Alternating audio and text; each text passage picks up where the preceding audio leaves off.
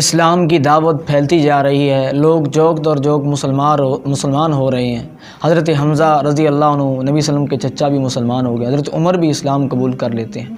آج ابو جہل، عتبہ، شیبہ، امیہ بن خلف، ابو لہب اور اب یہ سارے مشرکین کے سردار سر پکڑ کر بیٹھے ہیں کہ کیا کیا جائے، کس طرح محمد کی دعوت کو روکا جائے اور اسلام کے خلاف کوئی پروپیگنڈا اختیار کیا جائے اجتماعی طور پہ۔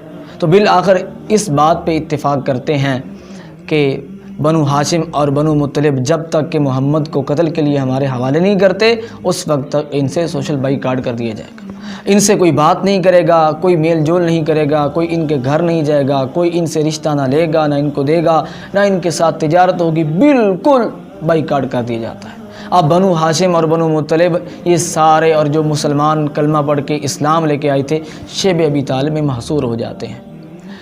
اشیاء خورد و نوش کی کمی ہو جاتی ہے، قلت پڑ جاتی ہے۔ باہر سے جو غلہ آتا ہے مسلمان خرید تو سکتے ہیں، لیکن مشرکین مکہ یا تو پہلے بڑھ کے اسے خرید لیتے ہیں یا اس کا ریٹ اور قیمت اتنی زیادہ لگا دیتے ہیں کہ مسلمانوں کے لیے خریدنا ممکن نہیں رہتا۔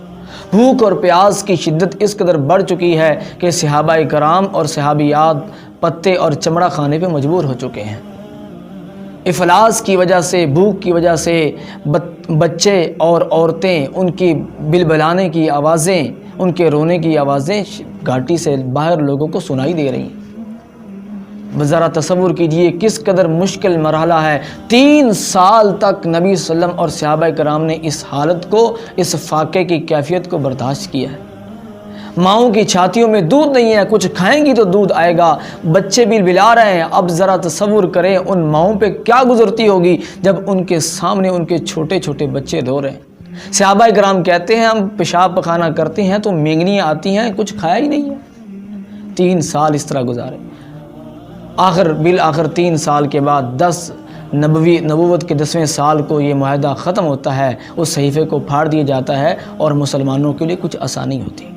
محترم بھائیوں اور بہنوں، نبی اسلام کی سیرت کے اس پہلو سے ہمیں یہ رہنمائی ملتی ہے کہ حالات کس قدر مشکل ہو جائیں، کس قدر مصائب آ جائیں، پریشانی آ جائیں، کبھی بھی صبر کا دامن نہیں چھوڑنا چاہیے، اسلام اور دین کی بات نہیں چھوڑنی چاہیے۔